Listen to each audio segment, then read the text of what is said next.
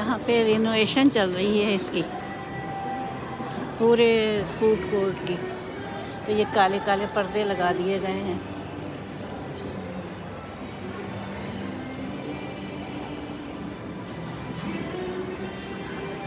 क्या खूबसूरत मंजर है।